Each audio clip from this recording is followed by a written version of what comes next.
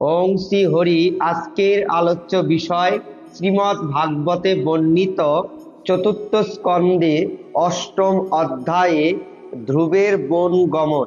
মৈত্র বললেন, শত্রুসূদন, বিদুর, সনকাদি চতুষ্টয়, নারদ, ঋভু, হংস, অরুণী এবং জ্যোতি ব্রহ্মার এই কয়েকজন পুত্র নৈষ্ঠিক ব্রহ্মচারী ছিলেন। এরা গৃহাশ্রমেই প্রবেশ করেননি, সুতরাং এদের কোনো সন্তানও হয়নি। অধর্ম ব্রহ্মার পুত্র, মিথ্যা তার দম্ভ নামে পুত্র এবং মায়া নামে কন্যা তার জন্মেছিল। এই দুইজনকে নিদ্রিত গ্রহণ করেছিলেন, কারণ তার নিজের কোনো সন্তান ছিল না। দম্ভ এবং মায়ার থেকে লোভ এবং নিকৃতির সততা জন্ম হয়। তাদের থেকে ক্রোধ এবং হিংসা, এবং এই ক্রোধ ও হিংসা থেকে কলি থেকে কলহ এবং তার বোন দূরত্বি উৎপন্ন হয়। সাধু শিরোমণি বিদুর কলি দুরভির গর্ভে ভয় এবং মৃত্যুর জন্ম দেয়, এবং এই দুইজনের মিলনে যাতনা এবং নিরয় নরক নামক সন্তানের জন্ম হয়। হে নিষ্পাপ বিদুর, এই আমি সংক্ষেপে তোমার কাছে প্রলয়ের কারণ স্বরূপ অধর্মর বংশ বর্ণনা করলাম। এই অধর্ম বংশ সম্বন্ধে অবহিত হলে এটি পরিত্যক্ত হয়ে পূর্ণ সম্প্রদানের হেতু হয়।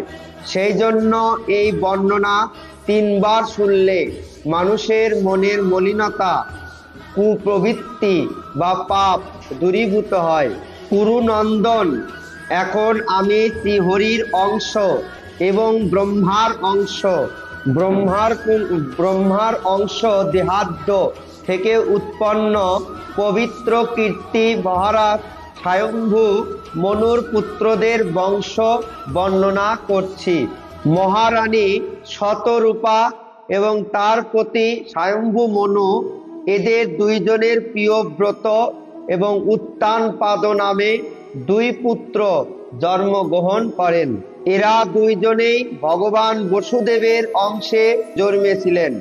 এই জন্য এরা জগতের রক্ষা কার্যে তৎপর থাকতেন। উদ্যানপাদের সুনীতি এবং সুচারুর নামে 2 পত্নী ছিলেন। এদের মধ্যে সুচারু রাজার অধিক প্রিয় ছিলেন, আর সুনীতি, যার পুত্র ছিলেন হলো ধ্রুব, রাজার তত প্রিয় ছিলেন না। সুনীতির পুত্র রাজার অত প্রিয় ছিলেন না। একদিন রাজা উত্তানপাদ সুরুচির পুত্র উত্তমাকে নিজের কোলে বসিয়ে আদর করেছিলেন।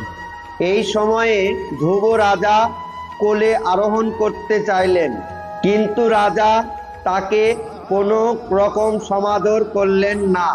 সতীনের পুত্র ধ্রুবকে মহারাজের কোলে আরোহণের চেষ্টা করতে দেখে মহাগর্বিতা রানী সুরুচি মহারাজের সামনেই ঈশার সঙ্গে ধ্রুবকে বলতে লাগলেন, ওহে বাপু, তুমি এই রাজাসনে বসার অধিকার নও। তুমি রাজারই পুত্র হলে কি হবে? আমি তো তোমাকে গর্ভে ধারণ করিনি। তুমি এখন বালক, তাই জানো না যে তুমি রাজার অন্য পত্নীর গর্ভে জন্মেছ। সেই জন্যই তোমার পক্ষে যা লাভ করা অসম্ভব, তার জন্য তোমার সাধ্য হয়েছে। যদি তোমার রাজ সিংহাসনে আরোহণের বাসনা থাকে, তাহলে তপস্যা করে পরম পুরুষ শ্রী নারায়ণের আরাধনা করো এবং তার কৃপায় আমার গর্ভে এসে জন্মগ্রহণ করো। মৈত্র বললেন, বিদুর, বিমাতার এই কঙ্কস্য বচনে ব্যথিত ধ্রুবের দণ্ডাহত সর্পের মতো ক্ষুদ্র দীর্ঘ নিঃশ্বাস পড়তে লাগলো। তার পিতা সমস্ত ব্যাপারটি নিশ্চুপ ভাবে দেখলেন, একটি কথা বললেন না। তখন ধ্রুব পিতাকে ছেড়ে কাঁদতে কাঁদতে নিজের মায়ের কাছে এলেন। কান্নার আবেগে ধ্রুবর ঘন ঘন নিঃশ্বাস পড়ছিল, অধরেষ্ট কম্পিত হচ্ছিল। সেই বালক পুত্রকে দেখে সুনীতি তাকে কোলে তুলে নিলেন। তারপর যখন তিনি অন্তঃপুরের অন্যান্য লোকের মুখে তার সতীন সুরুচির কথাগুলি শুনতে পেলেন, তখন তারও অত্যন্ত দুঃখ হলো। দাবাগ্নির দ্বারা পরিবেষ্টিত বনলতার মতো শোকানলে সন্তপ্ত সুনীতি ধৈর্য হারিয়ে বিলাপ করতে লাগলেন। সতীনের কঠোর বাক্যগুলি স্মরণ করে তার কমল সদৃশ্য নয়ন দুটি জলে ভরে গেল। তার এই দুঃখ সাগর এর কোনো পার তিনি দেখতে পাচ্ছিলেন না। গভীর দীর্ঘশ্বাস ফেলে তিনি ধ্রুবকে বললেন, বৎস, এই বিষয়ে তুমি পরের দোষ নিও না বা পরের অমঙ্গল কামনাও করো না। যে লোক অপরকে দুঃখ দেয় তাকে নিজেই তার ফল ভোগ করতে হয়। সুরুচি যা বলছে তা সত্যই। কারণ মহারাজ যাকে পত্নী কেন দাসী রূপে স্বীকার করতে সম্ভবত লজ্জাবোধ করেন, সেই মন্দ ভাগিনী আমার গর্ভেই তোমার জন্ম, আমারই স্তন পান করে তুমি বড় হয়েছ। বৎস সুরুচি তোমার বিমাতা হলেও তোমাকে সে যে নির্দেশ দিয়েছে তা কিন্তু একান্তভাবেই যথার্থ। তুমি যদি উত্তমের মতো রাজ সিংহাসনে উপবেশনের আকাঙ্ক্ষা পোষণ করো, তাহলে বিদ্বেষ শূন্য হয়ে সেই বচনটি পালন করো। ভগবান অধ্যক্ষদের শ্রীচরণ কমলের আরাধনায় মগ্ন হয়ে যাও। বিশ্ব সংসার পালনের জন্য ভগবান শ্রীহরি সত্যগুণে আশ্রয় করে থাকেন। তারই চরণ কমলের পরিচর্যা করে তোমার পিতামহ ব্রহ্মা সেই সর্বশ্রেষ্ঠ পরমেষ্টি পদ লাভ করেছেন। যে পদের বন্দনা মনোজয়ী প্রাণজয়ী মহাযোগী মহামুনিগণ করে থাকেন, সেই রকমেই তোমার পিতামহ ভগবান শম্ভু মনু ও বহু দক্ষিণাযুক্ত অনেক যজ্ঞের দ্বারা একাগ্র চিত্তে তারই আরাধনা করেছিলেন এবং তারই ফলে তিনি অন্যের পক্ষে দুর্লভ ঐহিক এবং পারলৌকিক সুখ এবং অন্তিমে মোক্ষ লাভ তিনি করেছিলেন। বৎস, তুমি সেই ভক্ত বৎসল্য ভগবানের শরণ নাও। জন্ম মরণ চক্রের আবর্তন থেকে মুক্তি পেতে ইচ্ছুক মুমুক্ষুগণ নিরন্তর তার চরণ কমলের পথ অনুসন্ধান করে থাকেন। স্বধর্ম পালনের দ্বারা নিম্নলিখিত নিজের চিত্ত আসনে সেই পুরুষোত্তম ভগবানকে স্থাপন করে অন্য সব চিন্তাকে পরিত্যাগ করে কেবলমাত্র তারই ভজনা করো। পুত্র আমার, সেই পদ্ম পলাশ লোচন শ্রীহরি ভিন্ন আমি আর এমন কাউকে খুঁজে পাচ্ছি না যিনি তোমার দুঃখকে দূর করতে পারেন। ব্রহ্মাদি দেবতারাও অনুগ্রহ লাভের জন্য যে লক্ষ্মী দেবীর অনুসন্ধান করে থাকেন, সেই পদ্মহস্তা লক্ষ্মী দেবী যেন দীপ হস্তে সেই ভগবান শ্রীহরি অনশনেরত। মৈত্র বললেন, মাতা সুনীতির কথাগুলি ধ্রুবের অভীষ্ট লাভের পথ নির্দেশ করে দিল। সেই বচন শুনে ধ্রুব বুদ্ধি দ্বারা নিজের চিত্তকে সংযত করে পিতার নগর থেকে বহির্গত হলেন। দেবর্ষি নারদ এই বৃত্তান্ত শুনে এবং ধ্রুব কি করতে চান তা জেনে তার কাছে উপস্থিত হলেন এবং নিজের পাপহারী কর কমলের দ্বারা ধ্রুবের মস্তক স্পর্শ করে বিস্মিত চিত্তে নিজের মনেই বলতে লাগলেন, আহা, ক্ষত্রিয়দের কি অদ্ভুত তেজ! এরা সামান্যতম অপমানও সহ্য করতে পারে না।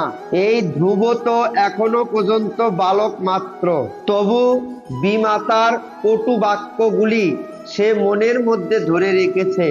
এরপরে নারদ প্রকাশ্যে ধ্রুবকে বললেন, বৎস, তুমি তো এখন পর্যন্ত অল্প বয়সী বালক, ফলে খেলাধুলার প্রতি তোমার আকর্ষণ থাকা স্বাভাবিক। এই বয়সে তোমার কারো কোনো কথায় কি এমন মান বা অপমান হতে পারে, তা তো আমার বোধগম্য হচ্ছে না। আর যদি বা তোমার মান অপমান বোধ জন্মে থাকে, তাহলে শোনো পুত্র, প্রকৃত পক্ষে মানুষের অসন্তোষের কারণ মোহ ছাড়া আর কিছুই নয়। কারণ মানুষ এই সংসারে নিজের কর্মফল অনুসারে মান অপমান বা সুখ দুঃখ ভোগ করে থাকে। বৎস, ঈশ্বরের বিধান অত্যন্ত বিচিত্র, মনুষ্য বুদ্ধির দ্বারা ব্যাখ্যার যোগ্য নয়। সুতরাং সেই কথা স্মরণ রেখে বুদ্ধিমান পুরুষের উচিত দেব বসে তাকে যখন যে পরিস্থিতি বা অবস্থার মধ্যে পড়তে হয়, শান্তভাবে তার সম্মুখীন হওয়া, সন্তোষের সঙ্গে তা গ্রহণ করা। আর মায়ের উপদেশ অনুসারে তুমি যোগ সাধনার দ্বারা যে ভগবানের কৃপা লাভের জন্য উদ্যোগী হয়েছ, আমার মতে তাকে প্রসন্ন করা সাধারণ মানুষের পক্ষে অত্যন্ত কঠিন। যোগী মুনিগণ বহু জন্ম ধরে নিরাসক্তির সঙ্গে অতি কঠোর যোগ সাধনা করেও তাকে লাভ করার পথের সন্ধান পান না। সুতরাং তুমি এই নিষ্ফল প্রয়াস ত্যাগ করে গৃহে ফিরে যাও। যখন তোমার পরমাত্ম সাধনের সময় অর্থাৎ বার্ধক্য উপস্থিতি হবে, তখন তুমি এই বিষয়ে চেষ্টা করো। দেবের বিধানে যার যখন দুঃখ বা সুখ বা দুঃখ যাই আসুক না কেন, যে মানুষ তার মধ্যেই চিত্তের সন্তোষ অবিচলিত রেখে চলতে পারে, সেই এই মোহময় সংসারকে উত্তীর্ণ হয়ে যায়। মানুষের উচিত নিজের তুলনায় অধিক গুণশালী ব্যক্তিকে দেখে প্রীত হওয়া, কম গুণযুক্ত ব্যক্তির প্রতি সহানুভূতিশীল হওয়া এবং সমগুণ সম্পন্ন ব্যক্তির সঙ্গে মিত্রতা স্থাপন করা। এই রকম আচরণকারী ব্যক্তি কখনো দুঃখে অভিভূত হয়ে পড়ে না। ধ্রুব বললেন, ভগবান, সুখ ও দুঃখের অভিঘাতে যাদের চিত্ত চঞ্চল, তাদের জন্য আপনি কৃপা করে শান্তি লাভের এই অতুব উপায় নির্দেশ করছেন সত্য, কিন্তু আমার মতো জ্ঞানহীন ব্যক্তির দৃষ্টি বোধ শক্তি ওই স্তরে পৌঁছাতে পারে না। তাছাড়া ক্ষত্রিয় হিসাবে আমার মধ্যেও অবমাননা সহ্য করতে না পারা রূপ দুদমনীয় জাতিগত স্বভাব বৈশিষ্ট্য উপস্থিত হয়েছে এবং তার ফলে চরিত্রে বিনয়ের কিঞ্চিত অভাব দেখা দিয়েছে। বিমাতা সুরুচির কটুবাক্য রূপ বাণের দ্বারা বিতীর্ণ আমার হৃদয়ে ছিদ্রযুক্ত পাত্রে জলের মতো। আপনার এই উপদেশ বাণী স্থিতি লাভ করতে পারছে না। পূজনীয় ব্রহ্মনিষ্ঠ দেবর্ষি, আমি সেই পথ অধিকার করতে চাই যা ত্রিভুবনে সর্বশ্রেষ্ঠ এবং যে পদে আমার পিতৃপুরুষগণ অথবা অপর কোনো ব্যক্তি কখনো অধিষ্ঠিত হতে পারেননি। আপনি আমাকে সেই পদ লাভের উপযোগী একটি উৎকৃষ্ট পদ বলে দিন। আপনি তো ভগবান ব্রহ্মার পুত্র, জগতের কল্যাণের জন্য সূর্যদেবের মতো আপনি আপনার বাণীটি ঋকৃত করে ত্রিভুবন পরিভ্রমণ করে থাকেন। মৈত্র বললেন, ধ্রুবের কথা শুনে দেবর্ষি নারদ অত্যন্ত প্রীত হলেন এবং সেই বালকের প্রতি কৃপাবিষ্ট হয়ে তাকে এই প্রকার সদুপদেশ দিতে লাগলেন। নারদ বললেন, বৎস ধ্রুব, তোমার মতো সুনীতি তোমাকে যা বলছেন তা ওই তোমার পক্ষে পরম কল্যাণের, তোমার অভীষ্ট লাভের নিশ্চিত পথ। স্বয়ং ভগবান বসুদেবই প্রকৃত পক্ষে সেই উপায়। সুতরাং তুমি একাগ্র চিত্তে তারই ভজনা করো।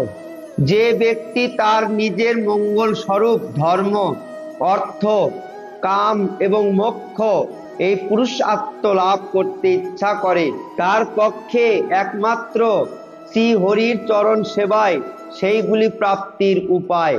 বর্ষ, শোনো, যমুনার পবিত্র তটে মধুবন নামে যে পুণ্য স্থান আছে, তুমি সেখানেই যাও। ভগবান শ্রী হরি সেটি নিত্য নিবাস। তোমার কল্যাণ হোক। সেখানে তুমি যমুনার পুণ্য শনিলে ত্রিসন্ধ্যা স্নান করে নিত্য কর্মাদি সমর্পণ করে যথাবিধি আসন রচনা করে স্থিরভাবে উপবেশন করবে। তারপর রেচক, পুরক এবং কুম্ভুক এই ত্রিবৃত্তং প্রাণায়ামের সাহায্যে ধীরে ধীরে প্রাণ, মন এবং ইন্দ্রিয় সমূহের মল বিদূরিত করে ধৈর্যযুক্ত মনে পরম গুরু শ্রী ভগবানের এইভাবে ধ্যান করবে। দেবতাগণের মধ্যে পরম সুন্দর তিনি, নাসিকার রুদ্র ও কপালে অতি মনোহর, নয়নে ও বদনে সর্বদাই প্রসন্নতার দীপ্তি প্রকাশমান। ভক্ত স্বজনগণের প্রতি অনুগ্রহ বর্ষণে তিনি যেন সর্বদাই উৎসুক। চিরকিশোর মূর্তিধারী সেই শ্রী ভগবানের আকৃতি সর্বাঙ্গ সুন্দর, নয়নে অধরে গুষ্টে রক্তিম আভা। সেই পরম দেবতা প্রণত জনের আশ্রয়দাতা, নিত্য সুখধাম, শরণাগত বৎসল্য, করুণা সাগর।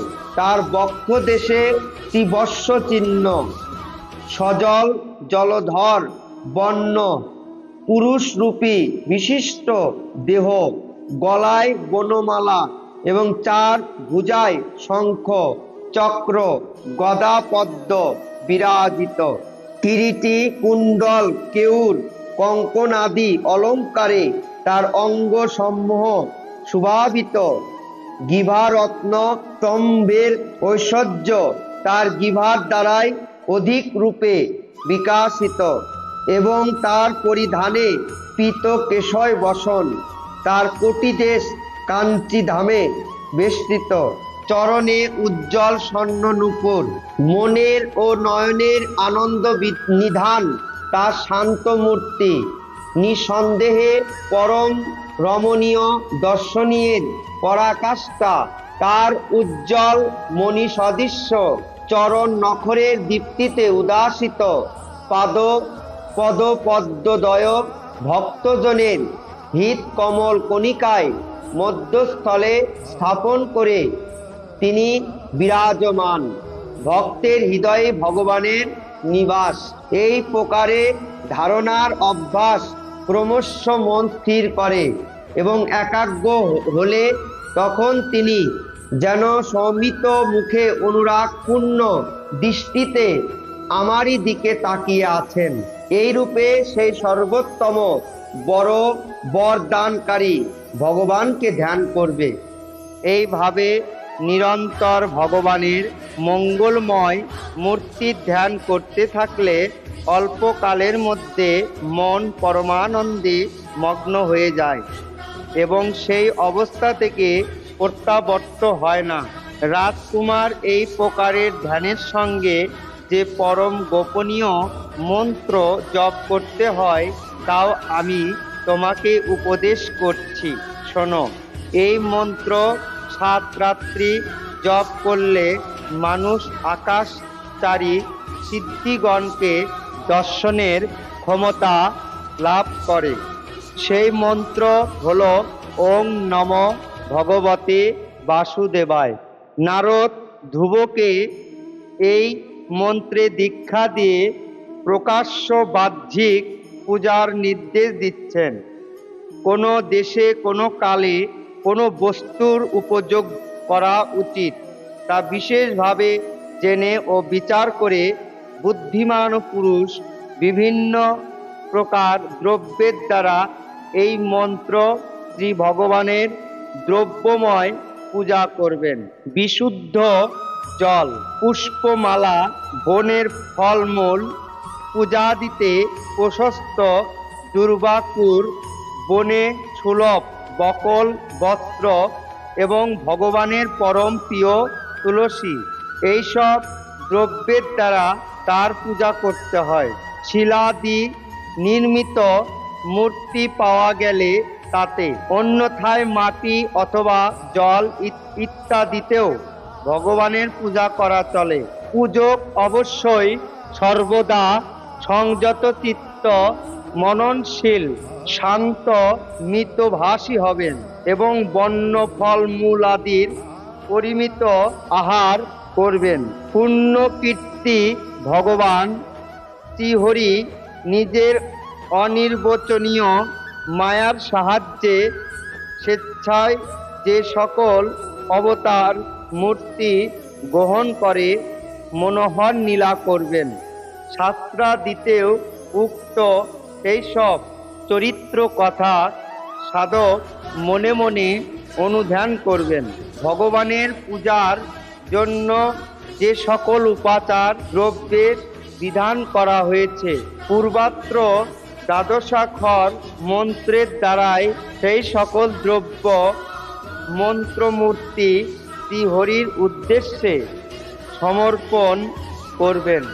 এইভাবে হৃদয়ের মধ্যে ভগবানকে প্রতিষ্ঠিত করে কায় মনোবাক্যে একান্ত ভক্তি ভরে তার পূজা করলে ভগবান সেই অকপট এবং সমক্ষ ভজনাকারীর ভগবৎ প্রীতি বিবর্তিত করে, অর্থাৎ ধর্ম বিবর্তিত করে। ধর্ম অর্থ কামের মধ্যে সেই ভক্তের যেটি অভিমত এবং কল্যাণকর সেটি তাকে প্রদান করেন। আর যদি সাধকের ইন্দ্রিয় সুখে বিরক্তি উৎপন্ন হয়ে থাকে তাহলে তিনি মোক্ষ লাভের জন্য ঐকান্তিক ভক্তির সঙ্গে অবিচ্ছিন্নভাবে ভগবানের ভজনা করবেন। দেবর্ষি নারদের নিকট থেকে এই প্রকার উপদেশ লাভ করে রাজপুত্র ধ্রুব তাকে প্রদক্ষিণ ও প্রণাম করলেন। তারপর তিনি ভগবানের চরণ চিহ্নে মণ্ডিত পরম পবিত্র ভূমি মধুবনের উদ্দেশ্যে তিনি যাত্রা করলেন। ধ্রুব তপবনে গমন করলে দেবর্ষি নারদ মহারাজ উদ্যানপাদের রাজপুরীতে প্রবেশ করলেন। রাজা তাকে যথাযোগ্য উপাচারাদির দ্বারা অভ্যর্থনা করলেন। অনন্তর সুখাসীন্য নারদ রাজাকে জিজ্ঞাসা করলেন। নারদ বললেন, মহারাজ, আপনি অনেকক্ষণ ধরেই সূক্ষ্ম মুখে কি এত চিন্তা করছেন? আপনার ধর্ম, অর্থ, কাম এই তিন পুরুষার্থের মধ্যে কোনটির ব্যাঘাত ঘটেনি তো? রাজা বললেন, হে পূজনীয় ব্রাহ্মণ, আমি অত্যন্ত সস্ত্রন্ন এবং নিদ্রয়। আমি আমার পঞ্চম বর্ষীয় বালককে তার মায়ের সঙ্গে আমার গৃহ থেকে নির্বাসিত করছি। মুনিবর, আমার সেই শিশুপুত্রটি অত্যন্ত বুদ্ধিমান ছিল। হায় দেবর্ষি, সেই অসহায় শিশু হয়তো ক্ষুধায় কাতর হয়ে শান্ত দেহে বনের মধ্যেই শুয়ে পড়ছে। তার পদ্মের মতো মুখটি শুকনো মলিন হয়ে গেছে। বলুন মুনিবর, আমার সেই পুত্রকে এই অবস্থায় পেয়ে হিংস্র বনে নিক্ষেবার খেয়ে ফেলবে না তো? ভাই, আমি স্ত্রী ও আজ্ঞাবহ দাসে পরিণত হয়ে কতদূর নিষ্ঠুর চরিত্র হয়েছি, তাই দেখুন। আমাকে ভালোবেসে আমার সেই শিশুপুত্র আমার কোলে উঠতে চেয়েছিল, আর আমি এমনই অধপাতে গেছি যে তাকে মৌখিক একটু মিষ্টি কথায় আদর পর্যন্ত করিনি। নারদ বললেন, মহারাজ, আপনি আপনার পুত্রের জন্য এত চিন্তা বা শোক করবেন না। দেবতারা তাকে রক্ষা করছেন। আপনি তার মাহাত্ম্য এখনো জানেন না। তার যশে সমগ্র জগৎ পরিপূর্ণ হবে। সে অত্যন্ত সামর্থ্যশালী, যে কাজ লোকপালগণ করতে সামর্থ্য নন, তাই সম্পন্ন করে অচিরকালের মধ্যেই আপনার কাছে ফিরে আসবে। আপনার এই পুত্রের কারণে আপনার যশও বিপুলভাবে বিস্তৃত হবে। মৈত্র বললেন, দেবর্ষি নারদের কথা শুনে মহারাজ উদ্যানপাত, রাজলক্ষ্মীর রাজ্য সম্পদ সম্পর্কে উদাসীন হয়ে কেবলমাত্র পুত্রের চিন্তায় নিমগ্ন হয়ে রইলেন।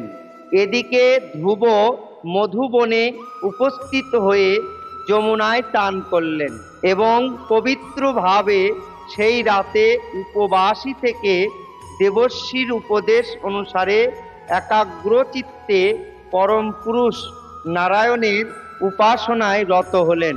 তিনি তিন রাত্রি ব্যবধানে, অর্থাৎ প্রতি তৃতীয় দিনে কেবলমাত্র শরীর ধারণের জন্য কায়েত, বেল এবং বদরি ফল ভক্ষণ করে শ্রীহরির আরাধনায় 1 মাস যাপন করলেন। দ্বিতীয় মাসে সেই বালক ধ্রুব 6 দিন অনন্তর শুধু শুকনো ঘাস পাতা খেয়ে ভগবানের অর্চনা করে চললেন।